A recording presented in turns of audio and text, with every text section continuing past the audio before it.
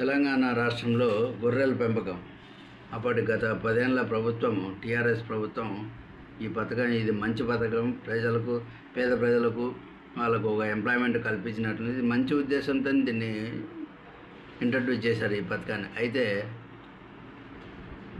తలసాని శ్రీనివాస్ యాదవ్ దగ్గర పనిచేస్తుంటే కళ్యాణ్ అనే అతను దీనికంతా రింగ్గా ఏర్పడి ఇతను మొత్తం ఆఫీసర్లను కలుపుకొని మొత్తం డాక్టర్లను కూడా కలుపుకొని దగ్గర 1000 కోట్ల రూపాయలు లూటీ చేసేశారు. ఈ 1000 కోట్లు ఇప్పుడు ఈడీ ఎంక్వైరీలో బయటపడుతుందంట. ఈడీ ఎంక్వైరీస్లో ఈ 1000 కోట్లు అతను విదేశాలకు ఎంత పంపించాడు, హవాలాలో ఎంత పంపించాడు ఏంటనేది అది ఇంకా తేలాల్సినటువంటి అవసరం ఉంది. అయితే ఈ స్కామ్ వల్ల వాళ్ళు చేసింది అయితే బాగానే ఉంది, కాకపోతే మార్కెట్లో రేట్ ఎందుకు పెరుగుతుంది అనేది మనం ఒకసారి ఆలోచిస్తే వాళ్ళు చేసినటువంటి ఈ దుర్మార్గం వల్లనే ఈ రేటు 900 మటన్ అనేది మార్కెట్లో ఉంది.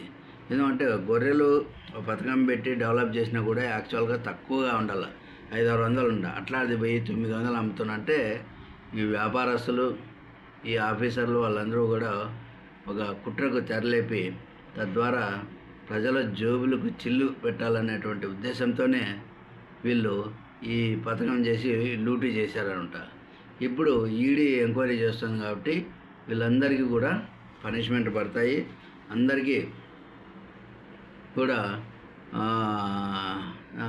10 ఏళ్ళు జైలు అనేది తప్పదు. ఇవి నిరూపిస్తే మాత్రం అంటే నేరం రుజువు అవుతుంది. ఎందుకంటే చనిపోయిన వాళ్ళ పేరు పైన కూడా అమౌంట్ తీశారు కాబట్టి ఖచ్చితంగా ఇది నేరం రుజువు అయిపోయినట్లే, ఇంకేం లేదు. చనిపోయిన పేరు పైన ఎలా తీస్తారో తీరు కదా, అట్లా వీళ్ళు తీశారు. సో కాబట్టి అతని ఆధార్ కార్డు అవి పెట్టుకొని తీసేశారనమాట.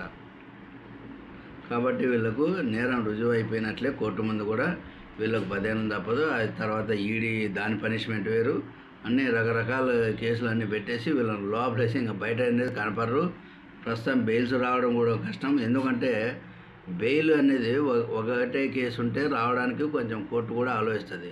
ఇంకొక కేసు ఉందంటే కోర్టులు కూడా అంత ఈజీగా స్పందించడం లేదు.